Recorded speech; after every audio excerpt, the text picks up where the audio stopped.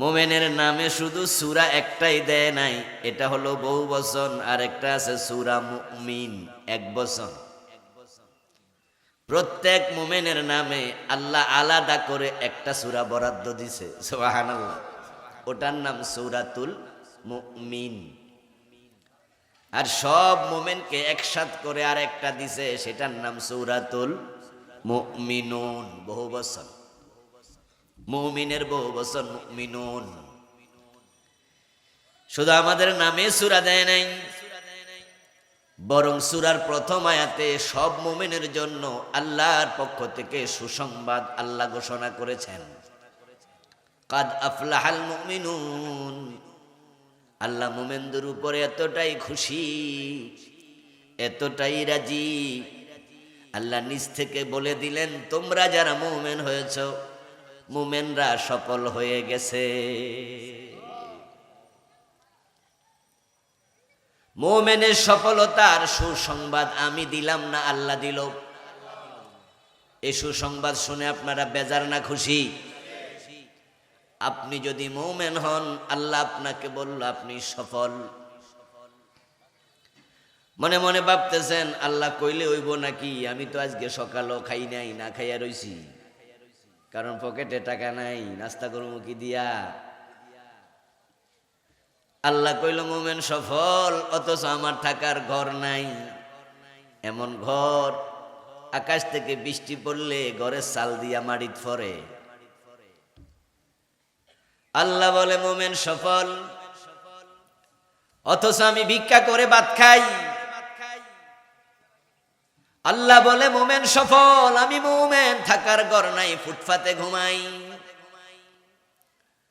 আল্লাহ বলে মুমিন সফল, আমি ন্যাংরা, আমি খোঁড়া, চোখেও তো দেখি না, আমি অন্ধ মানুষ।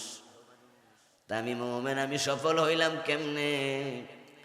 সাদা ছড়ি হাতে নিয়ে হাঁটি, দিনের আলোটাও তো জনম ভর দেখার সুযোগ পাই নাই, তো সফলটা হইলাম কেমনে? অন্ধ মোমেন আসেনি, ল্যাংরা খোরা মোমেন আছে, ভিক্ষুক গরিব হত দরিদ্র ফুটপাতে ঘুমায় এমন মোমেন আছে। তো এরা তো বলতে পারে, আল্লাহ কয় সফল, কই আমি তো সফলতার কিছু দেখলামই না। আর যারা একটু পয়সাওয়ালা মোমেন আছে, হেরা কয় আল্লাহ ঠিকই কইছে। কি কইছে আল্লাহ? কইছে যে মোমেন সফল, এটা তো আমি বুঝি, আমার ফাজারও জিপ আছে, দোতলা বিল্ডিং আছে, এসি রুম আছে। তো মোমেন মানুষ, আল্লাহ কি আর মিছা কইব? আল্লাহ তো ঠিকই কইছে, আমরা সফল মানুষ। আর যারা মন্ত্রিত্ব পাইছে, এমপি হইছে, হেরা তো কয় আল্লাহ ডাবল ঠিক কইছে, কারণ আমি মোমেন, আমি এমপি, আমি মন্ত্রী, আল্লাহ কি আর ভুল কইব? কথা তো ঠিকই আছে। এখন যারা গরিব, তারা মনে করে তারা গরিব, তাই তারা সফল নয়। যারা পয়সাওয়ালা, তারা মনে করে আমরা পয়সাওয়ালা, ক্ষমতাওয়ালা, আমরা সফল। অথচ দুই দল ভুল বুঝেছে, সফলতা বলতে আল্লাহ এটার কোনোটাই বুঝান নাই। মুমিনরা সফল, এতে কোনো সন্দেহ নাই। হতে পারো তোমার খাওয়ার জন্য খাবার নাই, থাকার জন্য ঘর নাই, পরিধান করার জন্য কাপড় নাই, তুমি হত দরিদ্র, চোখে দেখো না, ন্যাংরা খোড়া, এরপরও তোমার রব বলেছে তুমি মুমিন, তাই তুমি সফল। সুবহানাল্লাহ। হাজার কোটি টাকা আছে, বাড়ি আছে, গাড়ি আছে, সুন্দরী বউ আছে, ক্ষমতা আছে, অনেক কিছু আছে, তাই ভাবছো তুমি সফল। ভুল করেছ। টাকা পয়সার নাম সফলতা নয়, ক্ষমতার নাম, এমএ পাস, বিএ পাশের সার্টিফিকেটের নাম সফলতা নয়। ফারুক আযম ওমর রাদিয়াল্লাহু তাআলা আনহু এজন্য বলেছিলেন, মানি তাজ্জা বিমাকানিহি ফালিয়ানজুর ইলা ফিরআউন, ওয়া মানি তাজ্জা বিমালিহি ফালিয়ানজুর ইলা কারুন, ওয়া মানি তাজ্জা বিনাসাবিহি ফালিয়ানজুর ইলা আবি লাহাব, ইন্নামাল ইজ্জাতু বিত্তাকওয়া। قال تعالى تلك الجنة التي نورث من عبادنا من كان تقيا। অর্ধ দুনিয়ার সম্রাট ওমর বলতেছেন, তোমরা যারা পয়সাওয়ালা তারা যদি মনে করো তুমি সফল, তাহলে তুমি ভুল করবা। কারণ কারুন পয়সাওয়ালা ছিল, কিন্তু কারুন ব্যর্থ, সফল মানুষ না। কারুনের মতো ধনী দুনিয়াতে কোনো মানুষ আর কয়জন আছে? কয়জন? বরং আল্লাহ নিজে সূরাতুল কাসাসে বলেছেন, ওয়া আতাইনাহু মিনাল কুনুজ, আমি কারুনকে গুপ্ত ধনের ভান্ডারগুলো দিয়ে দিয়েছি। আল্লাহ নিজে বলেন, আমি কারুনকে এত সম্পদ দিয়েছিলাম। কারুনের লোকার, তার আলমিরা, তার ধনাগার ধনভাণ্ডারের চাবি বহন করার জন্য একদল লোকের প্রয়োজন হতো। চাবির ভারে লোকগুলোর গর্দান নুয়ে যেত। কারুন পয়সাওয়ালা কিন্তু ব্যর্থ মানুষ। তাম দুনিয়ায় প্রায় 800 কোটি মানুষ আছে। এই 800 কোটির কম বেশি মানুষের মাঝে কারুন নামে একজনও খুঁজে পাওয়া যাবে না। বাংলাদেশে তো মানুষের অভাব নাই, তাই বাচ্চা কাচ্চা নতুন হইলে নাম খুঁজাও পাওয়া জটিল। আমরা রে জিগায়, হুজুর নাম বলেন, তো আমি বলি রাখেন আবু বকর। আমার স্বাস্থ্য ভাই আছে, তো ঠিক আছে ওমর। আমার বাপের নাম, তো রাখেন আব্দুল্লাহ। খালাতো ভাইয়ের নাম। 40টা কইলো, কই সব বাড়ির পাশেই। এবার নাম রাখে ট্যাবলেট, কইটা আনকমন। নাম রাখছে ব্রেনসার, নাম রাখছে নাম না পাইয়া করে কেলাও শিশু মিয়া। কারণ সব মানুষ চারিদিকে নাম পাইব কই? নামের তো অভাব না, আপনার অভাব লেগে যায়। ট্যাবলেট রাখে, ক্যাপসুল রাখে, শিশু মিয়া রাখে, ব্রেনসার রাখে, এটা রাখে, ওটা রাখে, কিন্তু কারুন এই নামে হিন্দুও তার ফলার নাম রাখতে রাজি হইব। পয়সাওয়ালা হইলে কি হয়েছে? সে এমন অভিশপ্ত, তার নামটা পর্যন্ত গালি হয়ে গেছে। কারুন যদি বলে সে খুশি হয় না, মাইন্ড করে। কি কইলি তুই? কারুন, আমি না। হযরত ওমর বলেন, ও ক্ষমতাওয়ালা, ও মেম্বার, চেয়ারম্যান, এমপি, মন্ত্রী, প্রেসিডেন্ট, প্রধানমন্ত্রী, শোনো, তুমি ক্ষমতা পাইয়া সফল হয়েছো ভেবো না। মানি তাজ্জাবি মাকানিহি ফালিয়ানজুর ইলা ফিরাউন। আমি ওমর পরামর্শ দিচ্ছি, যে ক্ষমতা পাইয়া নিজেকে সফল মনে করে সে যেন ফেরাউনের দিকে তাকায়। ফেরাউন কি সাধারণ নাগরিক ছিল না প্রেসিডেন্ট ছিল? কি ছিল ভাই, কথা কন না? কিন্তু ফেরাউন সফল না ব্যর্থ? ওমর ফারুক বলছেন, যারা ক্ষমতা পাইয়া মনে করো তুমি সফল, আমি ওমর বলি ফেরাউনের দিকে একটু তাকাও। ফেরাউন মিশরের প্রেসিডেন্ট ছিল, ক্ষমতা তার হাতে ছিল দীর্ঘদিন। কোন কোন ঐতিহাসিক বলেন ফেরাউন হায়াত পেয়েছিল 400 বছর।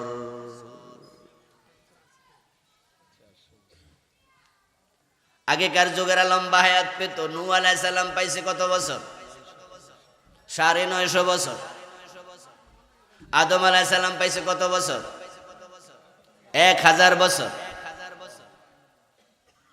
ইব্রাহিম আলাইহিস সালাম তো পেয়েছেন 250 বছর। হায়াত আগে লম্বা ছিল, কমতে কমতে এখন আমাদের কাছে এসে ঠেকছে। আল্লাহ সব বালা বোঝে। কারণ বাংলাদেশের লোকের যদি 150 বছর হায়াত দিত, তাহলে বেড়া কানা হইতো, ল্যাংরা হইতো, খোঁড়া হইতো, কিডনি 2টা ড্যামেজ হইতো, ডায়াবেটিক 20, 30, 40 হয়ে যাইতো। ও না খাইয়া টাকা পয়সা থাকতো, খাইতে পারতো না, ধুকে ধুকে মরতো। কারণ পাবলিক এমন মালে ভেজাল দেয়, অল্প বয়সে বুড়া বানাইয়া দেয়। তো আগে তারা 200-300 বছরও বাঁচছে, অসুবিধা হয় না। দাঁড়িয়ে ফাঁকা শুরু করছে 150 বছর বয়সে, দাঁড়িয়ে ফাঁকা শুরু করছে 100 বছর বয়সে। আর আমরা শুরু মায়ের পেট থেকে বাইরে দাঁত পড়ে যায়। দাঁত তো নাই, পড়বো কি নাকি? আমার প্রিয় ভাইয়ারা, আমাদের হায়াত যদি 100-150 বছর হতো, আমাদের উপায় থাকতো না। কারণ পৃথিবীটা এখন বায়ু দূষণের শেষ। জহরাল ফাসাদু ফিল বাররি ওয়াল বাহরি বিমা কাসাবাত আইদিন নাস। জলে স্থলে যত বিপর্যয়, এগুলো মানুষের হাতের কামাই। কঠিন অবস্থা। এই জন্য আল্লাহ হায়াত কিছু কমাই দিছে, বালাকামি করছে। যদি আপনাদেরকে কেউ, বিশেষ করে আমারও যদি কেউ কয় যে হুজুর আল্লাহ আপনারে কইছে, জিবরাইল আইসা কয় 150 বছর হায়াত দিব, আল্লাহর কসম আমি কম এতদিন আমি বাঁচতাম চাই না। বরং আমি এখনো দোয়া করি, রাসূলের শিখানো দোয়া, আল্লাহুম্মা ইন্নী আউযু বিকা মিন আন উরাদ্দা ইলা আরযালিল উমর। এই দোয়া যে আমি এ পর্যন্ত কতদিন করছি আমি নিজেও হিসাব করতে পারতাম না। বাংলা অর্থ কি জানেন? রাসূল আল্লাহর কাছে দোয়া করতেন, আল্লাহ যে বয়সে গেলে শরীর ভালো থাকে না, বয়সের বারে মানুষ নুয়ে পড়ে অসুস্থ হইয়া থাকে, ইবাদত ঠিকঠাক মতো করতে পারে না, ওই বয়স তুমি আমারে দিও না। রাসূলুল্লাহ জীবিত ছিলেন কত বছর? মাশাআল্লাহ, এগুলো তো সহজ প্রশ্ন, জবাব দেন। কত বছর? আবু বকর 63, হযরত ওমর 63। এই তিনজনের মাঝে অনেক কিছুর মিল আছে, বয়সের মিলটা পর্যন্ত। রাসূলুল্লাহ সাল্লাল্লাহু আলাইহি ওয়াসাল্লামের দুইজনই আবার শ্বশুর, এখান থেকেও মিল আছে, মাঝখানে জামাই, দুই পাশে শ্বশুর। একদিন আবু বকর সিদ্দিকের হাতটা রাসূলুল্লাহ নিজের ডান বগলের নিচে ঢুকাইলেন, এমনে ধরলেন।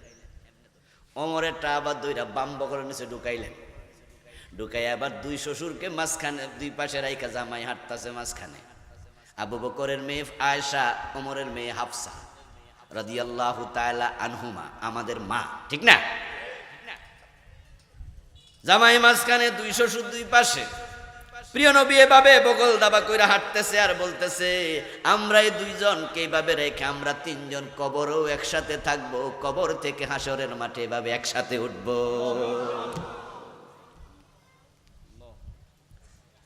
ঠিক তাই হয়েছে, ঠিক তাই হয়েছে। আরেকটা হবে, আল্লাহর হাবিবের ডান পাশে আবু বকর, বাম পাশে ওমর শুয়ে আছে, দুইজন তিনজন একসাথে তো আছে নাকি? অথচ ওমর কিন্তু এখানে থাকার কথা ছিল না। ওই যে রাসূল বলছে সেটাই তো হবে। রাসূল তো আল্লাহর ইঙ্গিত পাইয়া কইছে, নিজে বানায় তো বলে না।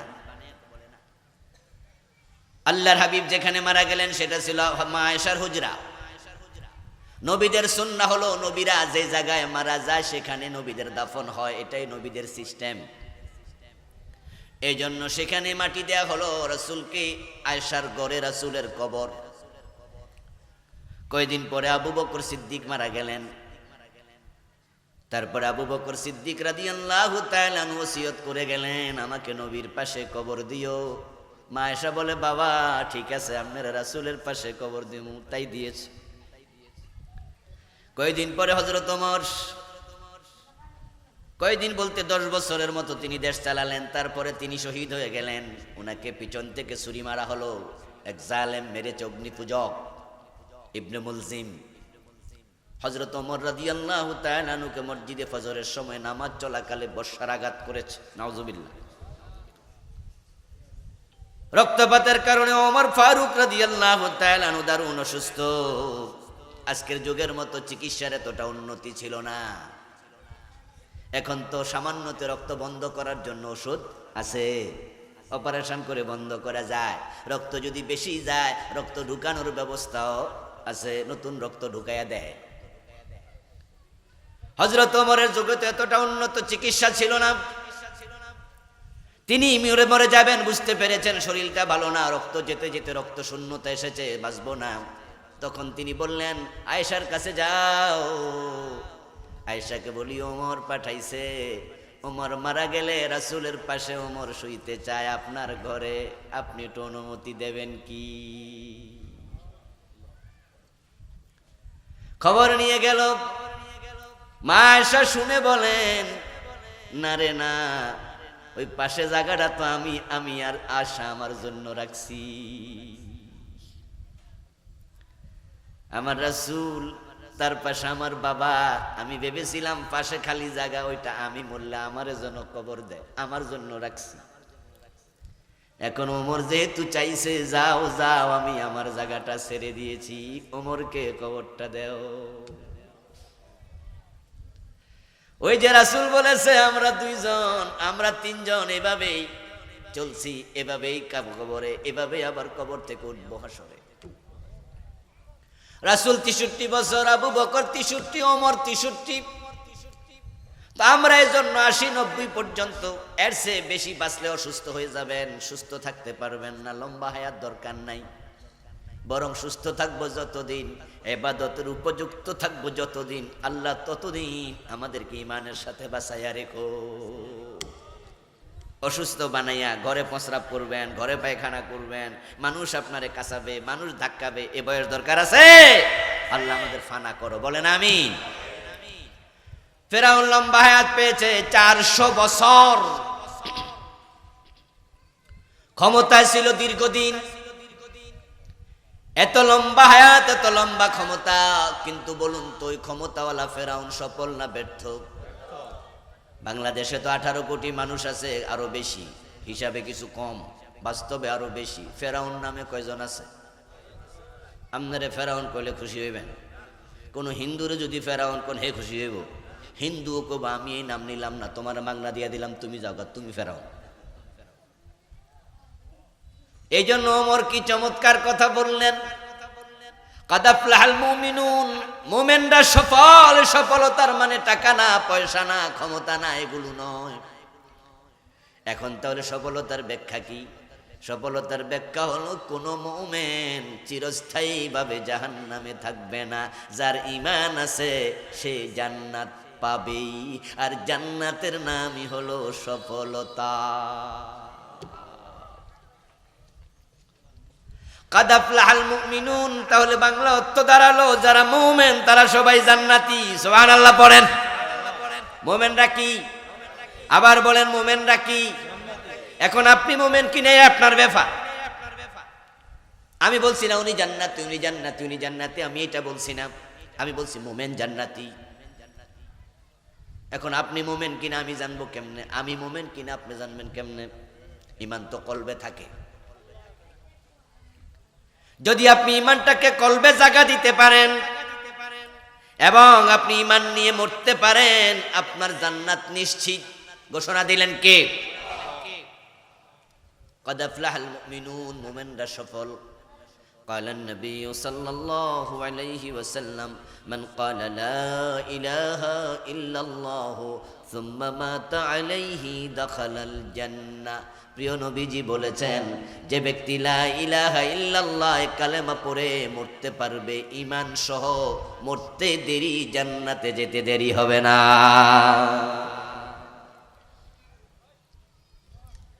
এই জান্নাত পাবে শুধু মুমিনেরা। যার ঈমান নাই সে জান্নাত পাওয়ার কোনো সুযোগ নাই। আর জান্নাত পাওয়া দূরের কথা, বেঈমানরা জান্নাতের গন্ধ পাবে না। যদিও 40 বছরের দূরত্ব থেকে জান্নাতের সুগন্ধ পাওয়া যাবে। আমার ভাইরা, রাতের বেলায় কিছু ফুল ফোটে, দিনের বেলায় ফোটে না, রাতের বেলায় ফোটে, দিনের বেলায় চুপসে যায়।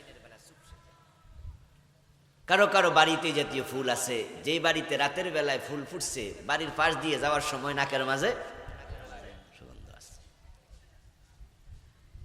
যদি আপনার গাছে ফুল ফুটলে এটাই বাড়ির পাশ দিয়ে হাঁটলে নাকে সুগন্ধ যায়। জান্নাতের গাছগাছালি, জান্নাতের ফুল, জান্নাতের আতর, জান্নাতের সুগন্ধ কত বেশি হবে? 40 বছরের দূরত্বে তার গন্ধ পৌঁছে যাবে। কিন্তু যারা বেঈমান, জান্নাতে ঢোকা দূরের কথা, জান্নাতের গন্ধটাও পাবে না।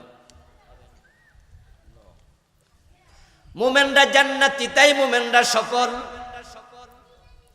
জান্নাত পাওয়ার পরে কেন সফল হবে এবার শুনুন। কারণ হলো জান্নাতের মতো বড় কোনো নিয়ামত আর কোথাও নেই। যে জান্নাত পাবে, সবচেয়ে ছোট জান্নাতীকে জান্নাতে জায়গা দেয়া হবে দুনিয়ার মতো 10 দুনিয়ার সমান। সুবহানাল্লাহ কইতে মন চায় না ভাইরা? সবচেয়ে ছোট যদি এই পরিমাণ পায়, আগে যারা যাবে তারা কি পরিমাণ পাবে?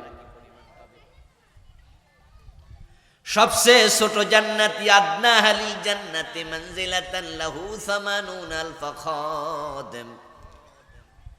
ওয়াসনাতানি ওয়াসসাবউনা যাওজা, প্রিয় নবীজি বলেছেন সবচেয়ে ছোট মানের জান্নাতীর খেদমতের জন্য জান্নাতে খাদেম দেয়া হবে ৮০,০০০।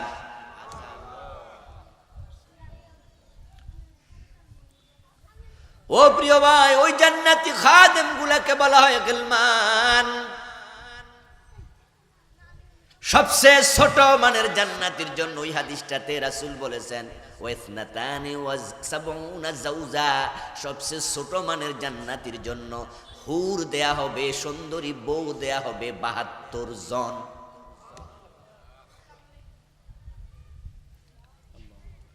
হুর এবং গেলমান থাকবে জান্নাতে। ওই গেলমানগুলো প্রসঙ্গে আল্লাহ তাআলা কোরআন মাজিদে বলছেন ইযা রাআইতাহুম হাসিবতাহুম লুলুআম মানসুরা। ও আমার নবী, জান্নাতের খাদেম গেলমানগুলো, ছোট ছোট বাচ্চাগুলো, তারা যখন জান্নাতের মাটিতে আপনার খেদমতের জন্য এদিক সেদিক দৌড়াদৌড়ি করবে, আপনি দেখলে মনে হবে জান্নাতের মাটিতে মণিমুক্তা দৌড়াচ্ছে।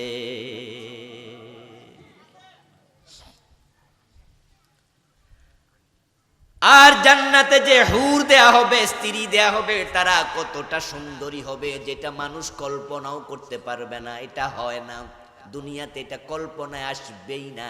প্রিয় নবীজি বলেছেন জান্নাতি হুর পিছন থেকে এসে জান্নাতিকে প্রথম যখন টাচ করবে, ফাতাদরিবু আলা মানকাবিহি, পিছন থেকে এসে তার কাঁধের মাঝে হাত দেবে। সে সামনে দিকে ফিরে বসে আছে জান্নাতের সোফায়, জান্নাতের খাটের মাঝে। যখন আলতো করে কেউ হাত দেবে তখন সে পিছনের দিকে ফিরে তাকাবে, কেডা ধরল রে? তাকায়া দেখবে একজন সুন্দরী নারী। ওই নারীর চেহারার মাঝে, গালের মাঝে ওই জান্নাতি নিজের চেহারা আয়নার চেয়ে বেশি সুন্দর দেখতে পাবে।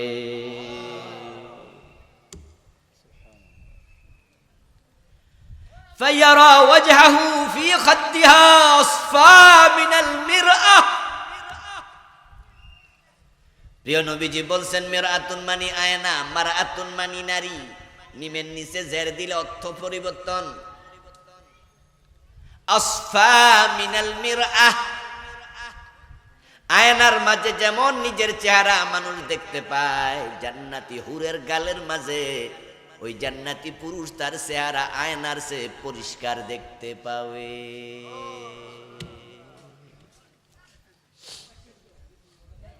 ওয়ালাইহা সাবউনা সিয়াবা, ওই জান্নাতি নারীর গায়ের মাঝে থাকবে ৭০ স্তবক কাপড়।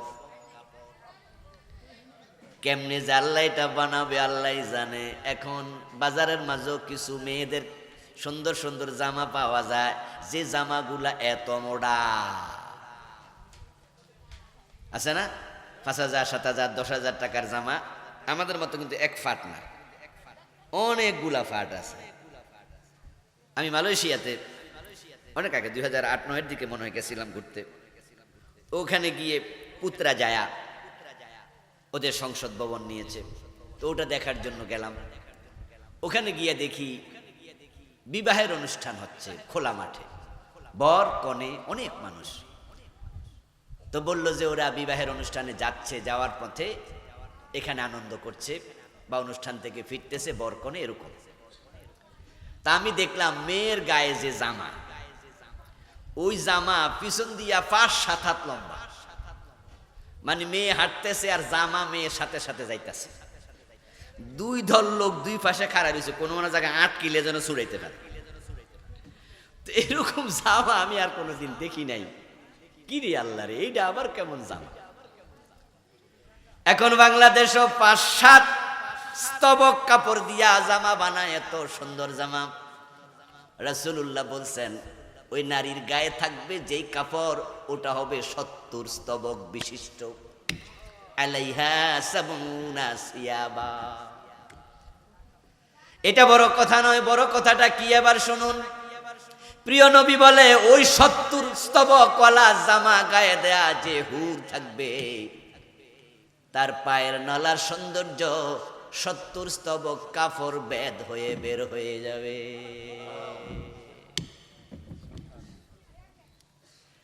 ও প্রিয় ভাই, জান্নাতের নাম কেন সফলতা? কারণ এমন জান্নাত আল্লাহ আপনার জন্য আমার জন্য বানাইছে। ইন্না ফিল জান্নাতি মিআতা দারাজা, জান্নাতের মাঝে সবচেয়ে ছোট বিল্ডিং যেটা হবে সেটাই হবে 100 তলা উঁচু। 100 তলার নিচে জান্নাতীর জন্য বিল্ডিং এ নাই, মূল প্রাসাদ 100 তলা উঁচু। আচ্ছা, দুনিয়া যত নেয়ামত আছে, জান্নাতে নেয়ামত কি কম হবে না বেশি হবে? এ নিয়ে কারো দ্বিমত আছে? জান্নাতের নেয়ামত কি কম না বেশি? জান্নাতে মানুষের হায়াত কি দুনিয়ার মতো না বেশি? সৌন্দর্য দুনিয়ার মতো না বেশি? দেহের উচ্চতা দুনিয়ার মতো না আরো বেশি? কোনটা কম? বউ কম না বেশি? গেলমান কম না বেশি? তো দুনিয়াতে 100 তলার উপরে কি বিল্ডিং নাই? বর্তমান দুনিয়ায় তো 150 তলার উপরে বিল্ডিং আছে। দুবাই বুর্জ খলিফা 150 তলার বেশি। সৌদি আরবের মক্কায় যেটা আছে জমজম টাওয়ার, যেটা ক্লক টাওয়ার, জমজম টাওয়ার, ক্লক টাওয়ার, 7টা টাওয়ার একসাথে, যেটা ক্লক টাওয়ার, এটা 100 তলার বেশি। মালয়েশিয়াতে আছে টুইন টাওয়ার, ওটাও 100 তলার বেশি। আমেরিকাতে আছে অনেকগুলো 100 তলার উপরে বিল্ডিং। তো ইন্না ফিল জান্নাতে মিআতা দারাজা, বাংলা অর্থ হলো জান্নাতে তলা হবে, স্তর হবে 100টা। তো দুনিয়াতে যদি 100-র বেশি থাকে তো জান্নাতে 100 হইলে তো কম হইয়া গেল। এই জন্য হাদিসের মর্ম হলো সবচেয়ে ছোটটাই 100 তলা। জান্নাতীদের বিল্ডিং 100 তলা নয়, সবচেয়ে ছোটটা হবে 100। এখন বড়টা কত আল্লাহ জানে। তবে একটা হাদিস আছে, জান্নাতীকে তার জান্নাতে নেয়ার পরে ফেরেশতা বলবে ইকরা ওয়ারাতিল কামা কুনতা তুরাতিলু ফিদ দুনিয়া ফাইন্না মানজিলাতাকা ইনদা আখিরি আয়াতিন তাকরাউহা। ও আল্লাহর বান্দা, তুমি জান্নাতে এসেছো, এই তো তোমার জান্নাতের প্রাসাদ, এবার তুমি কোরআন তেলাওয়াত করো। দুনিয়ায় যেভাবে বিশুদ্ধভাবে পড়তা, কোরআন পড়ো। তখন সে কোরআন পড়বে, 1 আয়াত পড়লে জান্নাত 1 তলা উঁচু হয়ে যাবে, 2 আয়াত পড়লে 2 তলা উঁচু হয়ে যাবে। যে যতটুকু মুখস্থ পারবে তার জান্নাত তত উঁচু হতে থাকবে। ফেরেশতা বলবে তোমার আয়াত যেখানে শেষ তার উচ্চতা সেখানে গিয়ে পৌঁছবে। এখন হাফেজ সাহেবদের জান্নাত কয় তলা হইব? যদি পুরাটা মুখস্থ পারে, আবার হেফজ পইরা ভুইলা যায় এমন হাফেজ সাহেব। এখন হাফেজ সাহেবদের জান্নাত উঁচু হোক, আমাদেরটা নিচু থাক, ঠিক না? কি কয় রে? আমাদেরও জান্নাত উঁচু হওয়া লাগবে, এই জন্য কোরআনের আয়াত মুখস্থ করতে হবে। আপনাকেও জান্নাতে দিয়ে বলবে তুমিও পড়ো, তা আপনিও পড়বেন। আপনার যত আয়াত মুখস্থ আছে আপনার জান্নাত তত উঁচু হয়ে যাবে। 100 তলা হলো সর্বশেষ। আমার প্রিয় ভাই, এবার শুনুন, জান্নাতকে কেন সফলতার জায়গা বলে? কারণ দুনিয়ার বিল্ডিং বানাইছে মাটি দিয়া, দুনিয়ার বিল্ডিং ইট দিয়া, সিমেন্ট দিয়া, দুনিয়ার বিল্ডিং মার্বেল পাথর দিয়া। আর জান্নাতের বিল্ডিং আল্লাহ বানাবে লাবেনাতুম মিন যাহাবিন ওয়া লাবেনাতুম মিন ফিদ্দা। জান্নাতের এক বিল্ডিং এর একটা ইট হবে রূপার, আর একটা ইট হবে স্বর্ণের তৈরি।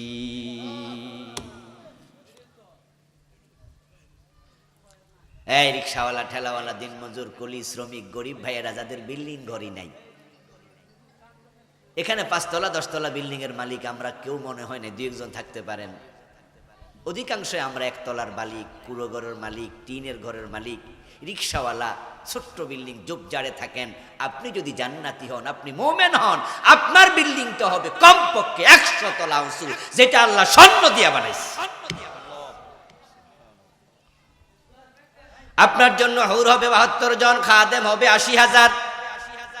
জান্নাতের পরিধি হবে দুনিয়ার মতো 10 দুনিয়া বরফ। খালিদিনা ফিহা লা ইয়াবগুনা আনহা হিওয়ালা। এমন জান্নাত যেখানে ঢোকার পরে মানুষ কোনোদিন আর বের হতে চাইবে না। এবং জান্নাতের পরিবর্তন হবে হলো জিনিসপত্রের পরিবর্তন হবে। জান্নাতে বাজার থাকবে, ওই বাজারের মাঝে বিভিন্ন হুর গেলমানের ছবি থাকবে, বিভিন্ন ভিউ কার্ড থাকবে। আপনি ওই ভিউ কার্ড দেখবেন জান্নাতের বাজারে। আত্মীয় স্বজনরা একত্রিত হবে। রাসূলুল্লাহর এক সাহাবী অন্য সাহাবীকে লক্ষ্য করে, অন্য একজন তাবীকে লক্ষ্য করে বলতেছে, ও মিয়া, তোমার জন্য আমি দোয়া করি, তোমারে আমি ভালোবাসি, আল্লাহর কাছে বলি জান্নাতের বাজারে যেন আল্লাহ তোমার সাথে আমার সাক্ষাৎ কইরা দেয়। ওই তাবী বলল, বলেন কি হুজুর, জান্নাত ও বাজার আছে নাকি? তিনি বলেন, হ্যাঁ। কালান নবী সাল্লাল্লাহু আলাইহি ওয়াসাল্লাম, ইন্না ফিল জান্নাতি লাসুকা লা বাইউন ফিহা ওয়ালা শারাব। নিশ্চয় জান্নাতে বাজার আছে, তবে সেখানে কোনো বেচা কেনা নাই। ইল্লা সুয়ার, শুধুমাত্র কিছু ছবি থাকবে, ভিউ কার্ড থাকবে। সুয়ারা মিনার রিজালি ওয়ান নিসা, নারী পুরুষের ছবি থাকবে। আপনার 72 জন হুর আছে, আপনার সুন্দর সুন্দর বউ আছে, কিন্তু জান্নাতে গিয়ে ভিউ কার্ড পাবেন, তাকে মনে হবে আমার যে 72 জন হুর আছে, তবে এত সুন্দর নাক আমার হুরদের নাই। এই ভিউ কার্ডটা একটু সুন্দর। এরকম যদি আমার বউয়ের নাক হতো, এরকম যদি চোখ হতো, এরকম যদি চুল হতো, এরকম যদি গাল হতো। রাসূলুল্লাহ বলেন, মানিস্তাহা ফিহা, যে ব্যক্তি দাখালা ফিহা, যে ব্যক্তি যেটা পছন্দ করবে, বাড়ি যায়া দেখবে তার হুরের চেহারা ওরকম হয়ে গেছে।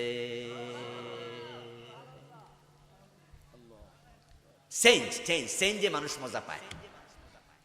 এই জন্য জান্নাতেও চেঞ্জ হবে। যারা ঢাকা শহরে গুলশানে থাকে, বাড়িদারা ধানমন্ডিতে থাকে, যারা বিদেশে মালয়েশিয়ায় থাকে, নিউ ইয়র্কে থাকে, আমেরিকায় থাকে, ছুটি পাইলে তারাও কি বাড়িতে আইয়ে না? ফোলামাইয়া কিন্তু ঢাকায়, আমার ফোলামাইয়া, আমরা ঢাকায় থাকি আলহামদুলিল্লাহ, ভালো জায়গায় থাকি, ভালো রুমে থাকি, কিন্তু এরপরে ছুটি পাইলে কয়, আব্বু দেশে চলেন।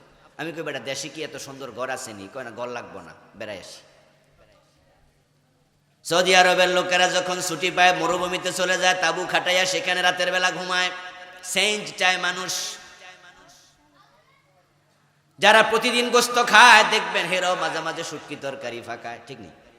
অভাবে ফইরা চেঞ্জ। কয় যে গোস্ত খাইতে খাইতে বিরক্ত, এবার একটু অন্য কিছু রান্ধ, বলে কিনা? বলে কিনা? মানুষের অভ্যাস চেঞ্জ, মানুষ পরিবর্তন চায়। আল্লাহ মানুষের মন কত বোঝা বোঝে, তাই তিনি জান্নাতেও পরিবর্তনের ব্যবস্থা রাখবে। তবে ওয়ালা ইয়াবগুনা আনহা হিওয়ালা, জান্নাতে মানুষ এত মজা পাবে, ওই জান্নাত থেকে কোনোদিন বের হতে চাইবে না। এখন জান্নাতের দূরত্ব আমাদের থেকে কতটুকু? জান্নাত কত দূরে? এই প্রশ্নের জবাব আপনারা কে কি দেবেন আমি জানি না।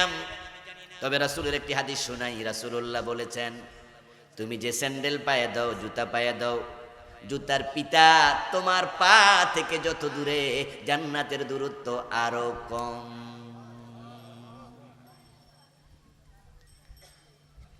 জুতার ফিতা আপনার পা থেকে কত দূরে? দূরত্ব আছে। জুতার পিতা তো আপনার পায়ের সাথে লেগে আছে। আমার রাসূল বলেন, উদাহরণ কি জিনিস দেখেন। রাসূলের কিছু উদাহরণ আছে যেগুলো শুনে আমি মাঝে মাঝে আশ্চর্য হই, যে উদাহরণ পাইল কই রে। হাদিস পড়তে যাইয়া এমন কিছু হাদিস পেলাম যেগুলো আমি এর আগে জীবনে পড়া দূরের কথা কোনোদিন শুনিও নাই কারো কাছে।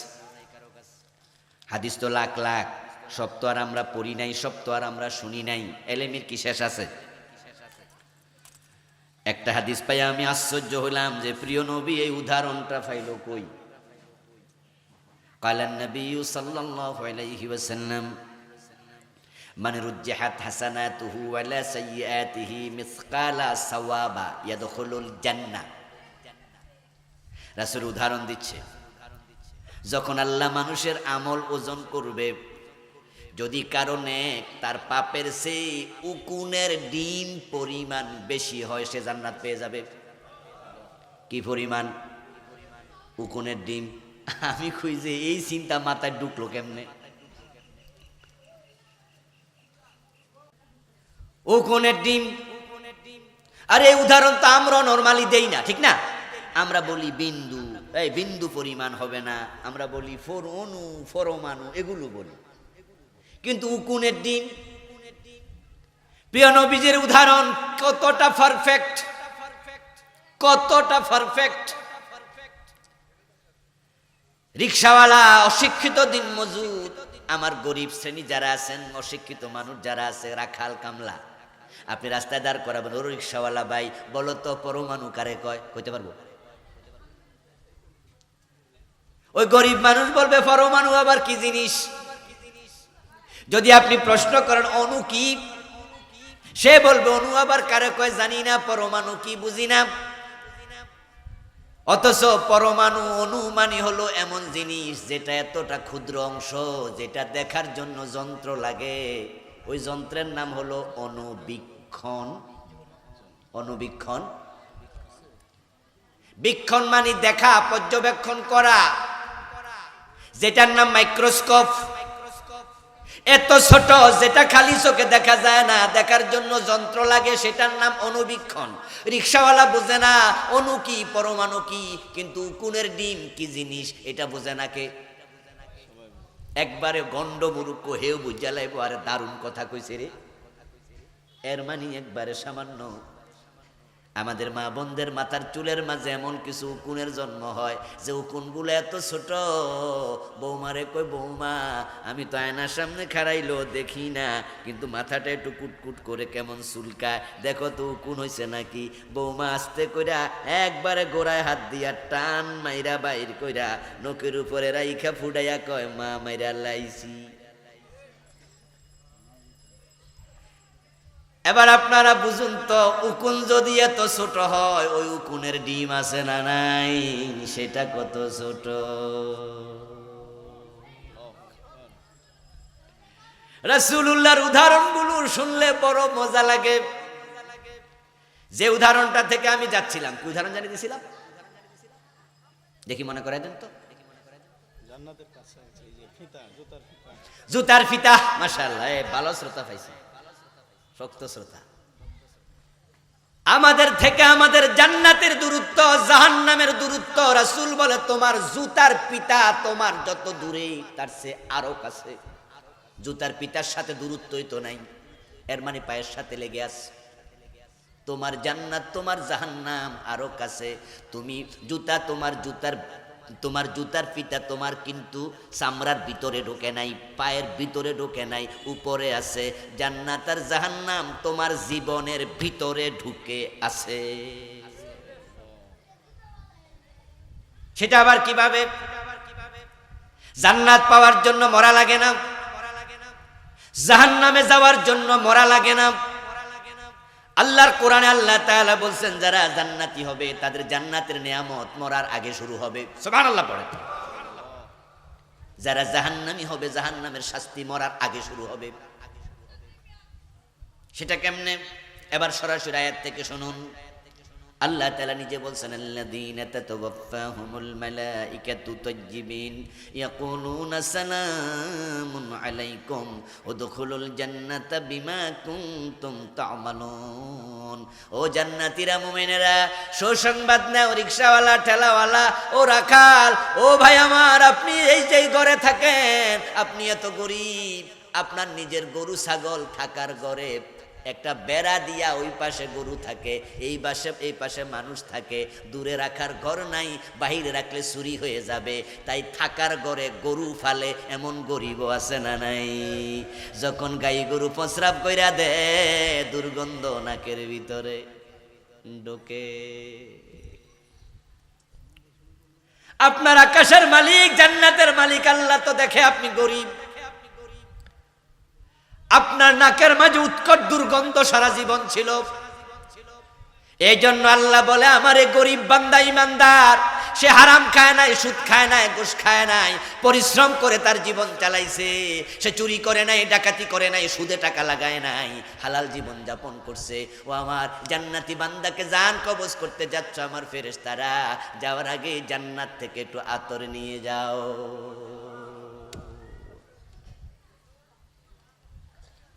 قال النبي صلى الله عليه وسلم معهم أكفان من أكفان الجنة وحنوط من حنوط الجنة জান্নাতের আতর নিয়ে তারা আসবে, জান্নাতের রেশমি কাপড় নিয়ে আসবে, আপনার নাকের কাছে জান্নাতের আতর ছিটাইয়া দেবে, মরার আগে কেউ টের পাবে না। জান্নাতি মোমেন্ট টের পাবে, আমার নাকের মাঝে জান্নাতের গন্ধ পাচ্ছি।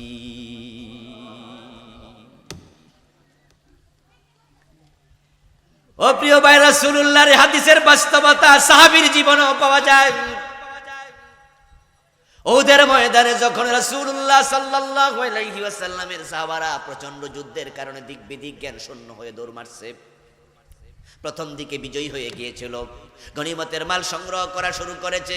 খালিদ বিন ওয়ালিদ তখনও মুসলিম ছিলেন, ওনার নেতৃত্বে যখন কাফেরেরা হঠাৎ করে আক্রমণ করেছে, তখন যারা গনিমতের মাল সংগ্রহ করছিল তারা জান লইয়া পালাইতে শুরু করলো। যুদ্ধের মাঠে নবীজি একা হয়ে গেছে। আল্লাহর হাবিবকে একা দেখে একজন সাহাবী চিৎকার করে বলছে, অমক অমক পালায়ো না, পালায়ো না, আমি তো উহুদের পাদদেশ থেকে আমার নাকের মাঝে জান্নাতের গন্ধ পাচ্ছি। ওই সাহাবী শহীদ হয়ে গেছে। যেই সাহাবী এ কথা বলে অন্যদেরকে ডেকেছেন, তাহলে বোঝা যায় ওই সাহাবীর শাহাদাতের আগে ওই ফেরেশতারা নাকের কাছে জান্নাতের আতর ছিটিয়ে দিছে। আল্লাযীনা তাতাওয়াফাহুমুল মালায়েকাতু তাইয়্যিবিন, যারা তাইয়্যিব অবস্থায় কালেমা অবস্থায় মারা যাবে, ফেরেশতারা তার কাছে আসবে, ইয়াকুলুনা সালামুন আলাইকুম, ফেরেশতারা দল বেঁধে তাকে সালাম দেবে, তার জান্নাতটা তাকে দেখাবে। জান্নাতের আতর মরার আগে নাকের মাঝে পেয়ে গেল, এর মানে মরার আগে জান্নাতের নেয়ামত শুরু হয়ে গেল। এবার বলুন তো, মানুষের জীবন থেকে জান্নাত খুব দূরে না কাছে? কারণ আমরা কখন মরব কেউ তো জানি না। যদি এখন মরেন জান্নাত এখনই পেয়ে যাবেন।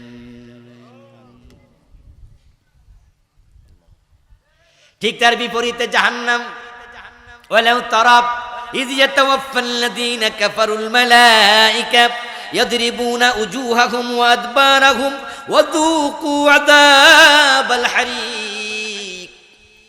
যারা পাপিষ্ঠ, ফাসিক, ফুজ্জার, কাফের, মুশরিক, সুদ খায়, ঘুষ খায়, হারাম খায়, পরের জমি দখল করে, মানুষের উপর জুলুম করে, ইসলামিক কাজে বাধা দেয়,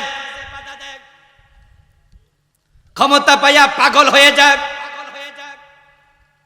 এই যে আজকের মাহফিলে আমি 40 মিনিট ধরে ওয়াজ করতেছি, এই ওয়াজগুলোর মাঝে খারাপ কিছু শিখাইছি? সমাজের জন্য, দেশের জন্য ক্ষতি হয় এমন কোনো কথা বলেছি? আমার কথাগুলোর মাঝে মানুষের জন্য তাকওয়ার উপাদান আছে কিনা, ভালো হওয়ার উপাদান আছে কিনা? তো আমি যে আরেকদিন মাহফিলে আসছিলাম, আমার ওয়াজ করতে তোমরা দিলা না, মুনাজাত করে চলে গেলাম। সেদিন যদি 1 ঘন্টা ওয়াজ করতাম, এতে জাতির জন্য কিছু উপকার কি হইতো না? ক্ষমতা পাইয়া তোমরা পাগল হয়ে যাও বুঝি? পাগল হয়ে যাও না? কোরআনের মাহফিলে এসে বাধা দেও, পাগলের দল। আহা, আমাদেরকে ঠেকাইতে পারবা? আমরা তো কোরআনের দায়ী, আমরা দিনের কথা বলি, আমরা যেখানে যাই মানুষ বলে ঢেকি স্বর্গে গেলে বাড়াই বান্না। আলেম ওলামাদেরকে জেলে নিয়ে কি থামানো যায়? জেলে কি কোরআনের দাওয়াত দেওয়ার জায়গা আছে না? জেলে গিয়ে কোরআন শিখায়, জেলে গিয়ে নামাজি বানায়, বাটপা সিটারদেরকে দাওয়াত দিয়ে আল্লাহওয়ালা বানায়া দেয়।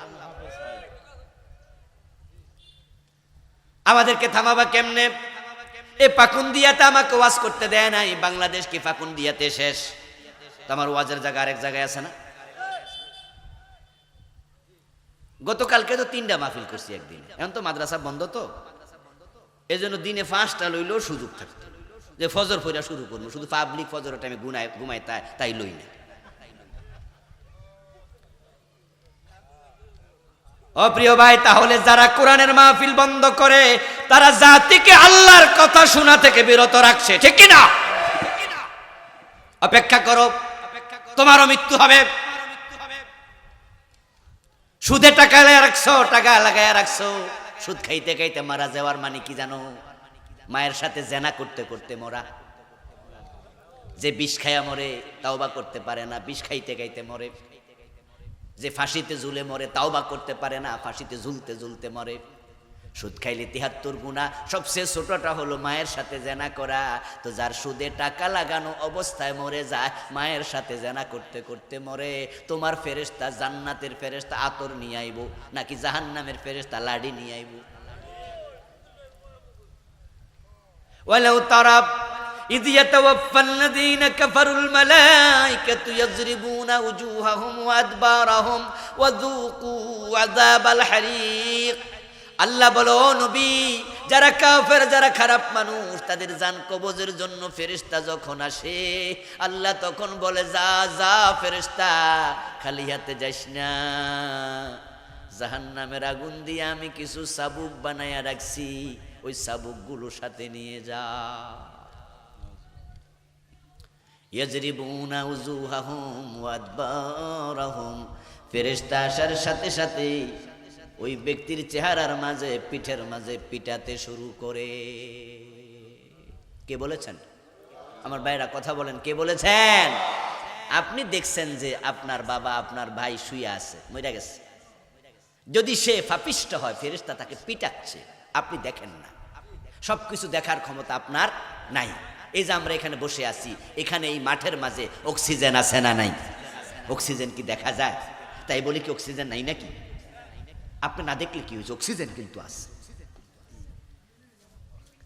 জরাবা ইয়াজরিবু শব্দের অর্থ প্রহার করা, ইয়াদরিবুনা উজুহাহুম, একজন ফেরেশতা পিটায় না, একজন না, ইয়াজরিবুন বহু বচনের শব্দ, ইয়াদরিবু, ইয়াদরিবানে, ইয়াদরিবুনা, চেহারার মাঝে পিটাইতে থাকে। আর বলে যুকু আযাবাল হারিক, ধগধকারী জাহান্নামের স্বাদ আস্বাদন করতে শুরু করো। এবার আপনাদের কাছে প্রশ্ন করতে চাই, লোকটা কি এখনো মারা গেছে? এখনো কি মরছে? কিন্তু জাহান্নামের শাস্তি শুরু হয়েছে কিনা? তাহলে জান্নাত এবং জাহান্নামের দূরত্ব জুতার পিতার দূরত্বের সমান না। এই যে এখানে বসে আছেন, এখানে কি মৃত্যু হতে পারে না? পারে তো, পারে তো। যদি আপনি খারাপ মানুষ হন, আপনার এই মাহফিলের মাঝে ফিরাইবে ফেরেশতা, মাহফিলের মাঝে পিটাবে, এইখানে পিটাবে, পিটাইয়া চামড়া তুলে ফেলবে, জ্বালাইয়া পড়ে। এই জন্য সাবধান হয়ে যান, সুদ ছেড়ে দেন, ঘোষ ছেড়ে দেন, জুলুম করবেন না, কোরআনের পক্ষে চলে আসেন। কাদ আফলাহাল মুমিনুন, মুমিনরা সফল। এখন সফল মুমিনের কিছু চরিত্রের গুণাবলী আছে, কিছু চারিত্রিক গুণাবলী আছে। এক নাম্বার গুণ, আল্লাযীনা হুম ফি সালাতিহিম খাশিউন, যারা মুমিন হয় তারা নামাজে হবে বিনয়ী, নামাজের মাঝে তারা মনোযোগী হবে, নামাজ তারা কাজা করবে না। কিন্তু যারা বেনামাজি হয়, যারা নামাজে ফাঁকিবাজ হয়, তাদের জন্য ওয়াইল দুজক, ফাওয়াইলুল লিল মুসাল্লিন। যারা নামাজ জোহরে আছে, আসরে নাই, মাগরিব পড়ে, এশা পড়ে না, শীতের মাঝে ফজর পড়ে না। গরমকালে মোটামুটি ফজর পড়ে, কিন্তু শীতকালে আর পড়ে না। অনেক যুবকদেরকে দেখবেন যে নিজের বাসায় দেখবেন যে নিজের ফোলা পায় না, ফজরের সময় উঠতে চায় না, কম্বল টানলেও আবার কম্বল আস্তে করে কাট দিয়ে লাগে, শীত লাগে। জুমার নামাজ পড়ে, ওয়াক্তিয়া নামাজ পড়ে না, এমন লোক আছে কিনা? ও দোস্ত, তুমি যদি বেনামাজি হও, ফাওয়াইলুল লিল মুসাল্লিন, ফাঁকিবাজ নামাজি হও, গাফেল নামাজি হও, তোমার জন্য ওয়াইল দুজক। আর যারা নামাজি মানুষ, তাদের জন্য সুসংবাদ, তাদের জন্য সুসংবাদ। কারণ যারা নামাজি হবে, আল্লাহ নামাজের হিসাব প্রথম নেবে। যদি নামাজের হিসাব দিতে পারে, অন্য হিসাবগুলো আল্লাহ নিজে সহজ করে দেবে। আউয়ালু মা ইউহাসাবু বিহিল আবদু ইয়াউমাল কিয়ামাতি মিন আমালিহি সালাতুহু, আমলনামা হাতে দিয়ে আল্লাহ প্রথমে বলবেন, নামাজের হিসাবটা দেও দেখি। মান তারাকা সালাতাম মুতাআম্মিদান ফাকাদ কাফারা, যে ব্যক্তি ইচ্ছা করে নামাজ ছেড়ে দেয়, সে কুফরি করে। কাফের মুমিনের মাঝে পার্থক্য শুধু নামাজ। যার নামাজ নাই সে ইমানদার বলার অধিকার নাই। লা দীনা লিমান লা সালাতা লাহু, লা হাজ্জা ফিল ইসলাম লিমান তারাকা সালাতা। ইবনে ওমর, ইবনে মাসউদ, দুইজন সাহাবীর বক্তব্য, তোমার নামাজ নাই, তুমি মুসলমানের পরিচয় দেওয়ার কোনো অধিকার তোমার আর নেই। আমার প্রিয় ভাই, এখন নামাজ যারা পড়ে তারা কিন্তু মনে মনে কিছু খুশি হয়েছে, যাক ওয়াজ শুনে এতক্ষণ কিছু ডরাইছিলাম ফেরেশতা ফিডায় কিনা, এখন দেখি আবার নামাজের কারণে বাইসা যাবো। তবে দোস্ত শোনো, নামাজটা আবার রাসূলের সাথে মিলতে হবে। সেজদা দিয়া দুই সেজদার মাঝে বসে না, রুকু দিয়া দাঁড়ায় না, কি কেরাত পরে নিজেও বোঝে না, 5 মিনিটে 4 রাকাত শেষ, এমন তাড়াহুড়ার নামাজিও আছে।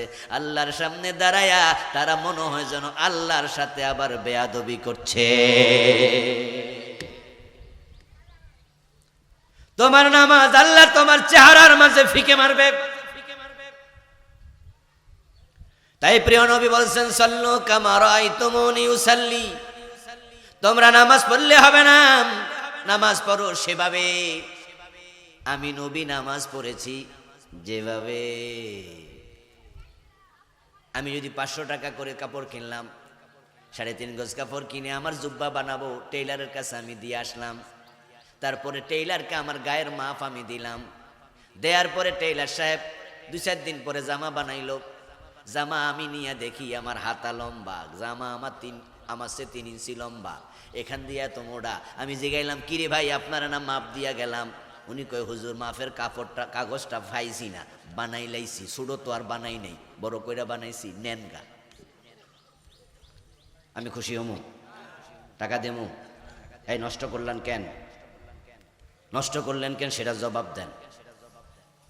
মিয়া ফাইজলামি পাইছেন, আমার 20-2,000 টাকা 1,500 টাকার কাপড় শেষ করলেন। ছোট বানাইলো ধরবো না, বড় বানাইলো নেব না। আমার গা, আমার জামা মাপ, আমার টুপি, আমার মাথা, আমার মাপ আমার। এখন নামাজ পড়তে যে গেলেন, আপনি মন মতো পড়ে লাইলেন। ইসলাম কি আপনার? ইসলাম আপনার ফির সাহেবের, আপনার বাফের? আল্লাহর দিন, নবীর দিন, মন মতো আমল করার কোনো সুযোগ নেই। এই যে আপনারা নামাজে দাঁড়ায় আল্লাহর সামনে কি যে কোন নিজেরাও বুঝেন না। এক নিঃশ্বাসে 7 আয়াত পড়ে আল্লাহ সূরা ফাতিহা এক নিঃশ্বাসে শেষ, এমন ইমাম সাহেব আছে না নাই? রমজান মাসে একটু এটা বেশি পাওয়া যায়। তারাবির নামাজের গতি দেখা বিমান পর্যন্ত কান্দে। বিমান কয়, এত গতি তো আমারও নাই। ইন্না লিল্লাহি ওয়া ইন্না ইলাইহি রাজিউন। আমার রাসূলের সাথে নামাজ মিলাইবা, মিলাইয়া পড়বা মুসলমান। খুদু আন্নি মানাসিকাকুম। প্রিয় নবী বলে, তোমাদের ইসলাম, তোমাদের ইবাদত আমি নবী থেকে গ্রহণ করো। আমি তোমাদের জন্য সোয়া, কুদওয়া, নামুজাজ, মডেল। আল্লাহ নিজে বলছেন, লাকাদ কানা লাকুম ফি রাসূলিল্লাহি উসওয়াতুন হাসানাহ। একজন সাহাবী নামাজ পড়ল, সালাম ফিরানোর পর প্রিয় নবী তাকে ডেকে বললেন, সাল্লি ফা ইন্নাকা লাম তুসাল্লি। নামাজ পড়ো, তুমি তো নামাজ পড়ো নাই। ওই সাহাবী আবার পড়লো, রাসূলুল্লাহ কই কথা বললেন, সাল্লি ফা ইন্নাকা লাম তুসাল্লি। নামাজ শেষে আবার একই কথা বললেন, সাল্লি ফা ইন্নাকা লাম তুসাল্লি। নামাজ পড়ো নাই, নামাজ পড়ো। সাহাবী বলে, হুজুর 3 বার তো পড়লাম, আমনে কোন পড়ি নাই। আমি বুঝছি আমার নামাজ বুঝি হয় নাই, কেমনে পরে আমারে আমনে শিখাইয়া দেন। রাসূল কয়, সল্লু কামা রাআইতুমুনি উসাল্লি। তাহলে তুমি আমার থেকে শিখো, আমি কেমনে পড়ি দেখো। আচ্ছা, আল্লাহর নবী কোনোদিন কি কোন নামাজে এক নিঃশ্বাসে 7 আয়াত সূরা ফাতিহা পড়ে লাইছে? একটা হাদিস দেন। বরং হাদিসে পাওয়া যায় বিপরীত। ইদা ক্বালা আলহামদুলিল্লাহি রাব্বিল আলামিন ওয়াকাফা, আর রহমানির রহিম ওয়াকাফা, মালিক ইয়াউমিদ্দিন ওয়াকাফা, ইয়াকা নাবুদু ওয়া ইয়াকা নাস্তাঈন ওয়াকাফা। রাসূল প্রতি আয়াত পড়ে থামতেন। এর কারণ হলো, বান্দা যখন এক আয়াত পড়ে, আল্লাহ আয়াতের জবাব দিয়ে আকাশ থেকে কথা বলে। সহিহ মুসলিমের হাদিস। قال النبي صلى الله عليه وسلم إذا قال العبد الحمد لله رب العالمين قال الله تعالى حمدني عبدي। إذا قال الرحمن الرحيم قال الله تعالى أثنى علي عبدي إذا قال مالك يوم الدين قال الله تعالى مجدني عبدي বান্দা কায়াত পরে আল্লাহ একটা জবাব দেয়। এখন আপনার ইমাম সাহেব তো এক নিঃশ্বাসে সাতায়াত পড়ে লাইছে, কি যে পড়ছে বমনের গুঞ্জরণ ছাড়া কিছু বোঝা যায় না। আল্লাহ যে জবাব দিব কোনো চান্সই দেয় না। এরপরে আবার খতম তারাবি পরে মানুষের কাছে কয় আমরা মসজিদে কিন্তু খতম তারাবি, বাবা তোরা কি আমরা সূরা তারাবি, দূর বেড়া সর, সওয়াব আমরার বেশি। অথচ ইমাম সাহেব এমন কোরআন পড়ে কিচ্ছু বোঝা যায় না, পিছনে দাঁড়াইলে শুধুমাত্র শেষ দিকে জালিমিন বইলা টান দিলে পাবলিক বোঝে রুকুতে যাওয়ার টাইম হইছে। মাশাআল্লাহ, ইমাম সাহেব 20 রাকাত 18 মিনিটে শেষ। সভাপতি সেক্রেটারি কানাকানি কইরা কয় এতদিন একটা হুজুর, আগের হুজুরটা 30 মিনিট 35 মিনিট লাগাই দিত, এই হুজুর 18 মিনিটে 20 রাকাত শেষ। সভাপতি সাহেব সেক্রেটারির কয় হুজুর সেক্রেটারি সাহেব দুধ রোজ কইরা হুজুরে খাওয়ান, আগামী কাল থেকে যেন এটার টাইম না 15 মিনিট টাইম। যে মসজিদে তাড়াহুড়া করে নামাজ পড়ে সেই মসজিদে মুসল্লি কমে না বাড়ে? কথা বলেন, বেশ দারুণ করে কথা বলতে হবে, কমে না বাড়ে? তো দোষ কি হুজুরের না আপনাদের? হুজুরের একা দোষ দেন কেন? হুজুর যদি রাসূলকে ফলো করে সুন্নাহ নামাজ সুন্নাহ তরিকায় পড়ে তাহলে মুসল্লি কমে যাবে। প্রথম দিন পড়ছিল ধীর স্থির ভাবে সুন্দর কইরা, পরে দেখা গেছে 10 রাকাতের পরে মসজিদ অর্ধেক খালি, এবং কানে আওয়াজ যাইতে যাইতে কেউ কয় এই হুজুর বড় আলসিয়া হুজুর, যে লড়ে সরে না বেশি, রুকুত গেলে দে ওড়ে না, সেজদা গেলে উঠতে চায় না। ঘটনাটা কি? আগের হুজুর কত ছটফটে আসিল। এজন্য কইছি বেশি বয়স্ক হুজুর রাখো না, হুজুরের বয়সের দোষ ধরে, লড়া চড়ার দোষ ধরে। অথচ মা আয়েশা কি বলেন, আমার রাসূল যখন রুকুতে যেতেন আমি মাঝে মাঝে ভাবতাম তিনি সেজদার কথা বুঝি ভুলে গেছে। আমার রাসূল যখন সেজদা করতেন আমি মাঝে মাঝে ভাবতাম তিনি নামাজে আবার মরে গেলেন কিনা। আমি সিমটি কাটতাম, তিনি পা নাড়া দিতেন। এগুলো রাসূলের পার্সোনাল নামাজ ছিল। জামাতের নামাজে এত দেরি করা যাবে না, কারণ পিছনে অসুস্থ মানুষও থাকতে পারে। কমপক্ষে 3 বার ধীরস্থির সুবহান রাব্বিয়াল আলা এটা তো পড়তে হবে নাকি? 5 বার না পড়লেন, 9 বার না পড়লেন, 3 বার তো পড়বেন। রুকু থেকে সোজা হয়ে দাঁড়ায়া রাব্বানা লাকাল হামদ হামদান কাসীরান তাইয়িবান মুবারাকান ফি এটা তো কমপক্ষে পড়বেন, নামাজটা তো সুন্দর হবে। যারা রাব্বানা লাকাল হামদ শুধু অতটুকু বলে তারা অনেকে উঠতে উঠতে কইয়ালায় সোজাই খাড়ায় না আবার জায়গা। আর যারা পুরাটা পড়ে তারা এই ঠেলায় পুরা হইলো কমপক্ষে সোজা হইয়া দাঁড়াইতে হয়। 2 সেজদার মাঝখানে দোয়া আছে, আসেনি? আচ্ছা, এই দোয়া কে কে পড়েন একটু হাত তোলা দেন তো। যারা পড়েন অন্যরা হাত তোলা দিয়েন না। মাশাআল্লাহ, খুব ভালো খবর, অর্ধেকের কাছাকাছি হাত তোলা। 2 সেজদার মাঝখানে আল্লাহুম্মা গফিরলি ওয়ারহামনি ওয়াহদিনি ওয়াফিনি ওয়ারযুকনি আমরা পড়ি অনেক বছর ধরে পড়ি আলহামদুলিল্লাহ। রব্বানা লাকাল হামদ হামদান কাসীরান তাইয়িবান মুবারাকান ফীহ। রাসূলের কোন এক সাহাবী এটা পড়েছেন, একটু আওয়াজ করে পড়লেন। নামাজ শেষে প্রিয় নবী জিজ্ঞাসা করলেন, এই আজকে নামাজের মাঝে রব্বানা লাকাল হামদ হামদান কাসীরা তাইয়িবান মুবারাকান ফী কে পড়েছো? সাহাবী একজন দাঁড়ালেন, ইয়া রাসূলুল্লাহ আমি পড়েছি। প্রিয় নবী বলেন, তুমি যখন এটা পড়লা সওয়াব লেখার জন্য আমি দেখলাম 30-এর উপরে ফেরেশতা তাড়াহুড়া করছে।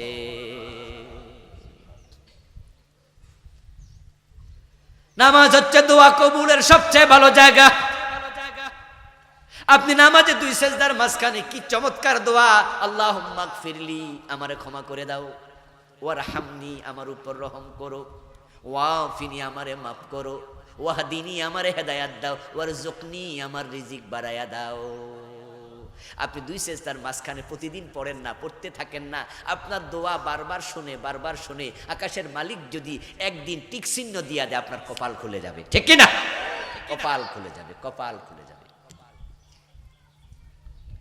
এবং এই দোয়ার কারণে তাড়াহুড়া থাকবে না। দুই সেজদার মাঝখানে দোয়া করলে তো বসতেই হয়, কিন্তু যারা দুই সেজদার মাঝখানে দোয়া শিখে নাই, করে না, তাদের অনেকরে দেখা যায় মাথা তুইলা সোজা হইয়া দুই সেজদার মাঝখানে বসেও না, একটু আবার জায়গা মুরগির আদার খায়, মুরগির খাবার টুকটুক টুকি। ওই সাহাবী তাই করেছিলেন। এটাকে তাদিল আরকান বলে। তাদিল আরকান তিনি করে নাই, না করার কারণে প্রিয় নবী বলছে, মিয়া তোমার নামাজ হয় নাই।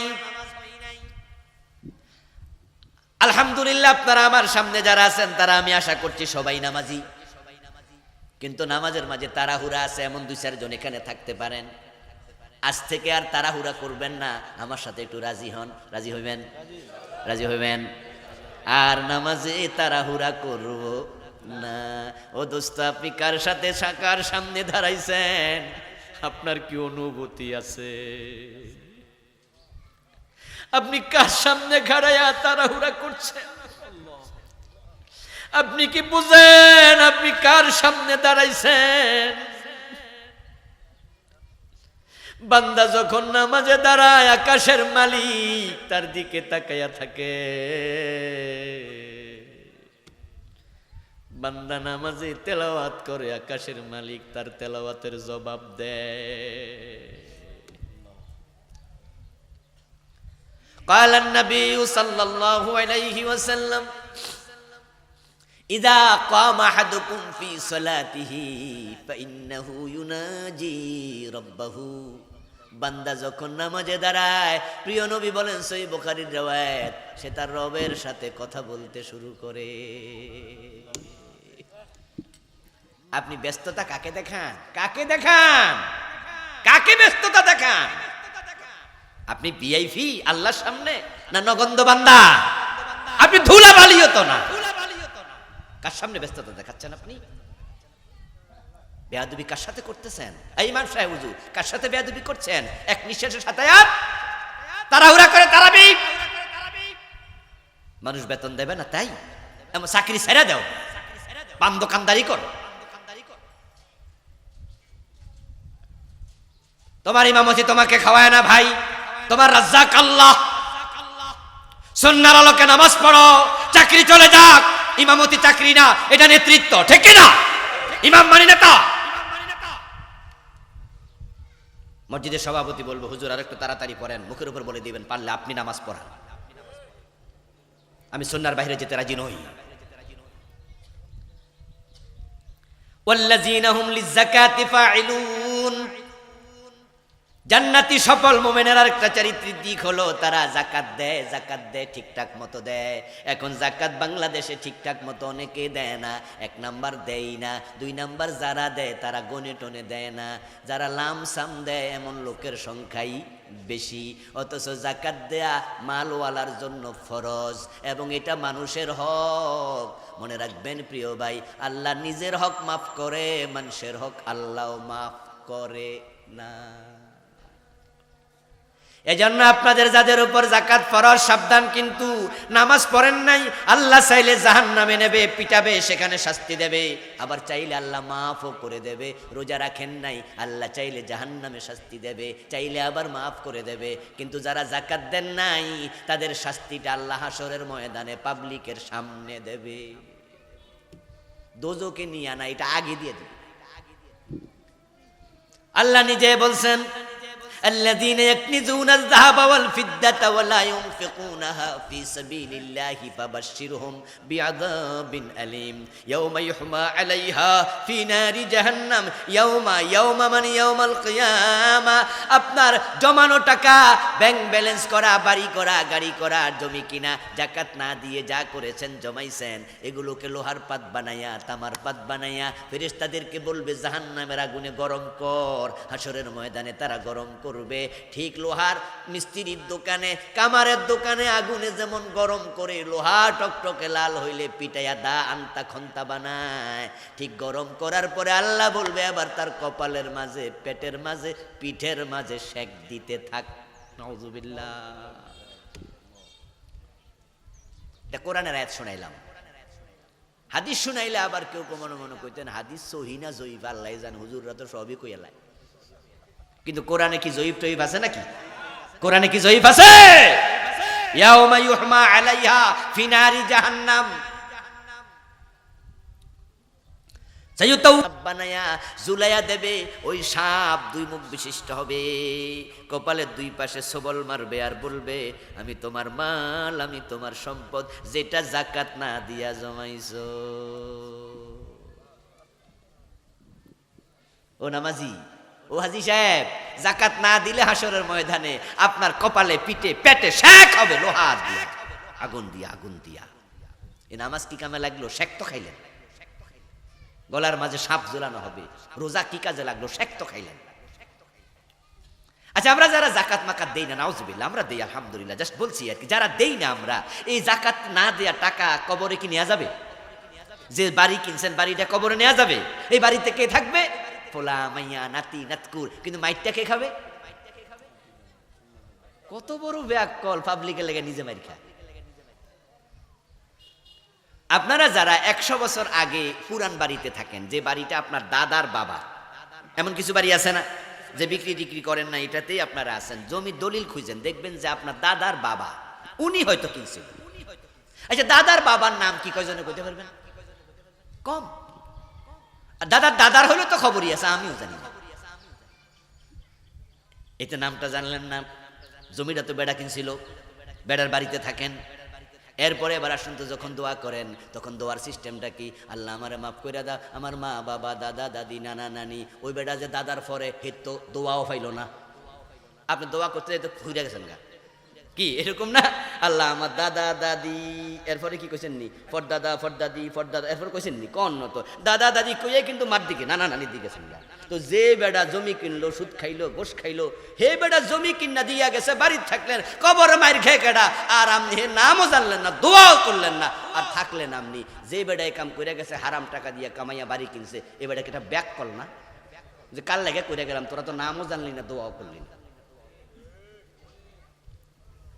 আচ্ছা, আপনারা যারা আজকে আমার সামনে আছেন, সুদ খাইয়া, গোশ খাইয়া, হারাম খাইয়া, আপনারাও তো বাড়িঘর করেন, করেন না? দোতলা বিল্ডিং, তিনতলা বিল্ডিং। আমাদের দেশে যে বিল্ডিংগুলো হয়, 5 তালা হোক, 10 তালা হোক, হাই রাইজ বিল্ডিং হোক, নর্মালি এমন একটা ডিজাইন তৈরি করে যে 100 বছর যেন কমপক্ষে থাকে।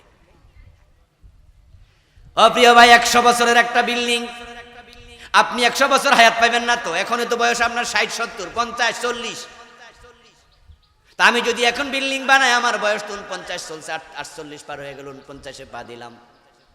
এই যে আমার বয়স এখনই 50, তাহলে আমি বাঁচবো 30 বছর, যদি বেশিও বাঁচি, এর চেয়ে বেশি চাইও না। রাখলে আলহামদুলিল্লাহ, সুস্থভাবে আল্লাহ যদি রাখে, কিন্তু এর চেয়ে বেশি বাঁচার শখ নাই, কারণ যে অবস্থা শুরুতে কইছি। তাহলে আমি বাঁচলাম, এই বিল্ডিং এ থাকলাম 30 বছর। 30 বছর পরে থাকবে আমার পরবর্তী প্রজন্ম, আমার সন্তান। ওই আমার সন্তান বাঁচতে ধরেন আরো 30 বছর, তারপরে থাকবে আমার নাতি, পরে সে থাকলো 30 বছর। 90 বছর পরে কে থাকবে এটা আমার নামও জানবো না। তাহলে আমার জায়গা আমি কিনছি, 50, 60, 70, 80 বছর পরে যে থাকবো, হে বেড়া দোয়া করবো, আল্লাহ আমারে মাফ করো, আমার মা বাবা দাদা দাদি পর্যন্ত শেষ, এরপর আমার দোয়াও পাইলাম না, আমি নামও জানে না, অথচ কবরে ফিরাটা আমি খাইলাম। আমি এটা ব্যাক করলাম। এই জন্য যাকাত দিতে হবে। আর মনে রাখবেন, যাকাতে কখনো টাকা কমে না। যাকাত না দেওয়ার পিছনে কারণ তো কৃপণতা। শয়তান আপনারে কয়, এই মিয়া জানুনি জাকাত হিসাব করলে কি হয়? আমরা যারা নরমাল 10 লাখ, 20 লাখ, 50 লাখ, 1 কোটি টাকার মালিক, 1 কোটি টাকা জাকাত 2.5 লাখ টাকা আসে, ওকে ওকে দিয়া দিলাম। কিন্তু যদি 100 কোটি টাকার মালিক হন, তখন শয়তান বলবে জাকাত হইল 2.5 কোটি, এত টাকা দিস না, আর একটা ফ্যাক্টরি বানাইলা। কথা বোঝেন নাই? 2.5 কোটি টাকা জাকাত দিয়ে দিবি, আর যার আছে 100 কোটি টাকার মালিক, ওরে আল্লাহ, 2.5 কোটি, 1000 কোটি টাকার মালিক 25 কোটি। তখন তারা ম্যানেজারকে ফোন দিয়ে বলে দেয়, বস, এই ম্যানেজার সাহেব, পুরান ঢাকা চলে যান, ইসলামপুরে জাকাতের 1 ট্রাক শাড়ি কিনালাম, 1 ট্রাক লুঙ্গি কিনালাম, এলাকায় মাইকিং করে দেন, মানুষ জানলো আমি জাকাত দেই, আর আল্লাহরে বুঝে দিলাম আমি জাকাত তো দিছি 2 টাকা। তাহলে পাবলিকের কাছে শোনা হইলো, আল্লাহর কাছে মাইর থেকে বেঁচে গেলাম। এত সোজা? জাকাত দেয়া যেমন ফরজ, জাকাত হিসাব করাও ফরজ। এটাই হলো আল্লাযীনা লিযাকাতিহিম ফাঈলুন আল্লাযীনা হুম লিযাকাতিহিম ফাঈলুন ওয়াল্লাযীনা হুম লিযাকাতি ফাঈলুন, যারা যাকাত দেবে ঠিকঠাক মতো দেবে। যাকাত দিতে গিয়ে কখনো নিজের মন মতো করে কাপড় দেবেন না, লামসাম দেবেন না, হিসাব করবেন এবং যাকাতের টাকাটাই দেবেন। কারণ যাকাত ফরজ হয় মালের উপরে, টাকার উপরে, তাই যাকাতটা দেবেনও টাকা। আপনি লুঙ্গি দিয়েন না, আপনি শাড়ি দিয়েন না, কারণ লুঙ্গি দিলেন আপনি, লুঙ্গি দিল আজিম ভাই, লুঙ্গি দিলাম আমি, লুঙ্গি দিল শফিক ভাই। এখন বেড়া লুঙ্গি পাইল 10টা, বেড়ার বছরে লুঙ্গি দরকার কয়টা? তো 2টা 3টা 4টা, বাকি 6টা কি করব? নিশ্চয় বেড়া দোকানে গিয়া বেচা লাগবো, আর বেচতে গেলে দোকানদার আসল দামটা দিব। তো তারে আপনি ঠকাইলেন কেন? টাকার মালিক আপনি না গরিব? যাকাতের মালিক কে? কথা বলেন, যাকাতের মালিক কে? তো গরিব কি আপনারে মোবাইলে ফোনে কইছিল ইসলাম পড়তে কাপড় কিনে আইন? তো হের টাকা দিয়ে আপনি কাপড় কিনলেন কেন? আরে ভাই, আপনার 1 কোটি টাকা আছে, 1 বছর 2.5 লাখ টাকা আপনার যাকাত আসলো। যখন বছর শেষ, ওই 2.5 লক্ষ টাকার মালিক আপনি না গরিব? তো গরিবের টাকা আপনি বাজার করতে গেছেন কেন? আপনারা কোন গরিবে কইছে যে বাজার করে আইও? পরের মালে ফোদ্দারি করলেন আপনি। আচ্ছা, আমি যদি আপনার থেকে 10,000 টাকা হাওলাত নেই, বলছি যে আগামী সপ্তাহ আমি দিয়ে দেবো, তো আগামী সপ্তাহ ঠিক আমি 10,000 টাকা দিছি। কিভাবে দিছি জানেননি? আপনার বাড়ি যাওয়ার সময় 10 কেজি আম কিনছি, 10 কেজি আপেল কিনছি, 15 কেজি চাল কিনছি, মুরগি কিনছি, ইত্যাদি কিনা ঠিক 10,000 টাকা বাউচার সহ আপনার বাড়িতে ফাড়াইলাম। আর আপনি এগুলো পাইয়া কইবেন ভাইজান এগুলো আনছেন? বললাম ওই 10,000 যে পাইতেন খরচা করে আনছি, আপনার উপকার করছি। আচ্ছা, খুশি হইবেন?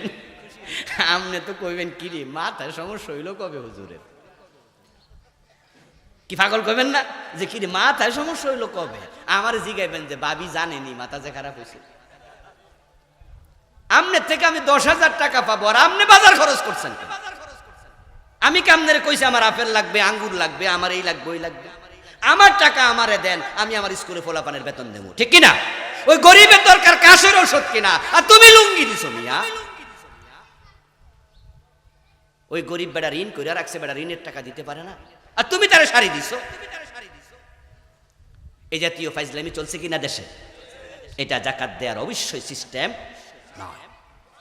আসুন আমরা ইসলামকে নিজের মতো না করে ইসলামকে ইসলামের মতো মানি। আল্লাহ তৌফিক দান করো, আমিন।